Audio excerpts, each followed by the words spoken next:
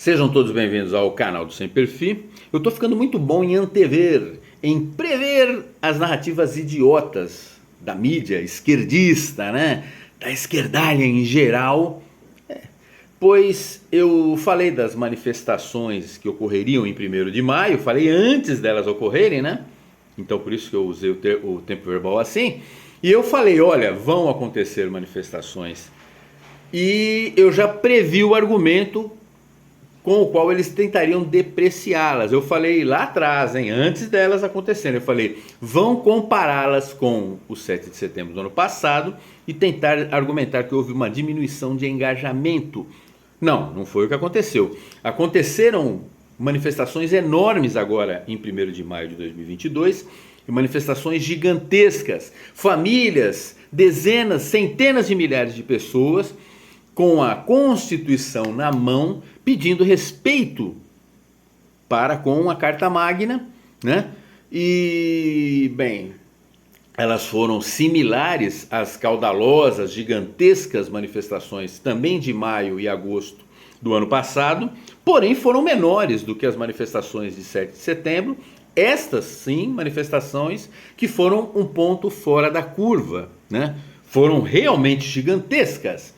Agora, a mídia embarcou nessa, começou, não, foi um fiasco, uma diminuição enorme no engajamento, isso tudo para tentar justificar o fiasco real que aconteceu em todo o Brasil, mas principalmente em São Paulo, onde o Nine foi pessoalmente, né, convocaram manifestação e ele não teve o apoio do público, lá sim não foi ninguém.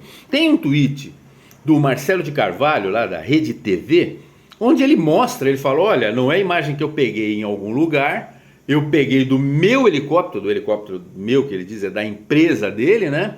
E o helicóptero pegou no mesmo momento as duas manifestações e não dá para brigar com a imagem. E ali é praticamente no mesmo momento mesmo, pois a distância ali do MASP para a Praça Charles Miller, onde ocorreram uma e a outra manifestação, a distância é muito pequena, você percorre de um ponto ao outro em alguns minutos a pé, né? Então o helicóptero sai de uma e vai para a outra praticamente de maneira instantânea e não tem como discutir, não tem como brigar com a imagem.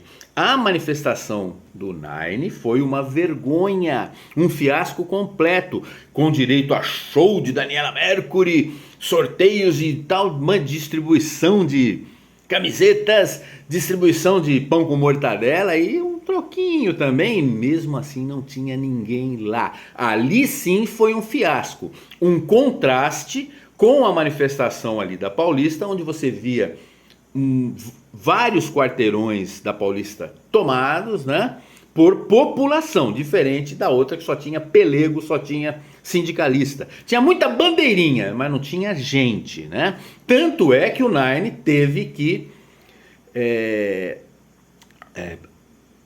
protelar o seu discurso para não discursar para ninguém. Ele teve que colocar o seu discurso perto do show da Daniela Mercury para ver se juntava um pouco mais de gente e olha, muito pouca gente, muito pouca gente. Imagens do momento do show mostra que não tinha quase ninguém ali. Aí sim uma vergonha, e para mascarar essa vergonha do líder das pesquisas, eles tentam equiparar as duas coisas. É mais ou menos, que eu vou fazer uma brincadeira aqui, é só uma brincadeira, eu não tenho predileção por nenhum dos clubes lá, mas um militonto, um torcedor travestido de comentarista esportivo lá do Rio Grande do Sul, ele foi escalado para fazer a coluna e comentar a participação dos dois clubes, do Inter e do Grêmio, na Copa do Brasil, né? Numa fase da Copa do Brasil hipotética. Aí é o seguinte, o Grêmio vai receber na sua arena o Flamengo do Piauí e por coincidência o Internacional vai até o Maracanã jogar contra o Flamengo do Rio de Janeiro. Um joga com o Flamengo do Piauí e o outro com o Flamengo do Rio de Janeiro pela Copa do Brasil. A diferença é que o Internacional, que havia vencido o primeiro jogo na arena do Inter por 2-0, foi até o Rio de Janeiro e perdeu depois de um jogo duríssimo, com um pênalti no último minuto, perdeu por 1-0 para o Flamengo do Rio de Janeiro, poderosíssimo Flamengo do Rio de Janeiro, E mesmo perdendo o jogo, ele está classificado para a próxima fase, né? Pelo regulamento. E o Grêmio, que já havia perdido no jogo de ida para o Flamengo do Piauí, lá no Piauí por 1-0, recebeu o Flamengo do Piauí no seu estádio, lógico que era franco favorito para reverter o placar, e perdeu por 7-1 na sua arena para o Flamengo do Piauí. Não precisa explicar o vexame que foi isso. E aí, o torcedor que finge que é narrador esportivo, que é comentarista esportivo, faz uma coluna dizendo que os dois clubes do Rio Grande do Sul fracassaram, pagaram mico, foi um vexame a participação, pois ambos perderam para os Flamengos, sem entender a diferença de poderio e de camisa do Flamengo do Piauí para o Flamengo do Rio de Janeiro, sem nenhuma depreciação ao Flamengo do Piauí, gente, não tenho nada contra. Até o mais ferrenho torcedor do Flamengo do Piauí sabe essa diferença, né? Então não dá para comparar uma coisa com a outra, não dá para comparar os resultados, mas o militonto travestido de comentarista esportivo vai fazer uma coluna dizendo: ambos os clubes jogaram e perderam para os Flamengos. Não tem comparação uma coisa com a outra, mas idiota útil é assim, eles acreditam em qualquer narrativa, por mais imbecil que ela seja. O exemplo a gente viu lá, né? Incapazes de explicar determinadas situações, eles inventam narrativas retiradas do oco da cloaca, né? Então, eles tentam mascarar a realidade. O exemplo foi o Dartianos, com aquela tese de que os eventos onde o presidente aparece, uma multidão o segue, e ele disse que aquilo ali é o mesmo pessoal que vai de um lugar para o outro para aglomerar com o presidente. Foi a tese do Dartianos, que o Fefitorox falou: e quem que paga isso, João? Ou seja, o cara usou um argumento maluco, idiota, e o outro acreditou, né? Pois é. Eu queria que eles tentassem explicar, fizesse uma live lá daquelas de 4 horas que eles fazem, para tentar explicar, por exemplo, o que aconteceu recentemente. O presidente esteve em Ribeirão Preto, né? Em Ribeirão Preto, uma multidão estava lá para recebê-lo, uma multidão enorme. 3 dias depois, ele estava em Paragominas, no Pará. Dá uma olhada na distância, pesquisa a distância de Ribeirão Preto para Paragominas. Você vai ver que nos 3 dias que separaram um evento do outro, não dá para você pegar e sair de moto, de carro e chegar lá todo mundo junto, não dá, é impossível. Como é que essa infraestrutura é montada? Só na cabeça de um maluco mesmo para acreditar numa idiotice dessa, né? Mas o fato é que tinha uma multidão em Ribeirão Preto, 3 dias depois uma multidão em Paragominas, no Pará. Eu não sei quantos 1000 quilômetros de distância mas é uma distância monstruosa, né?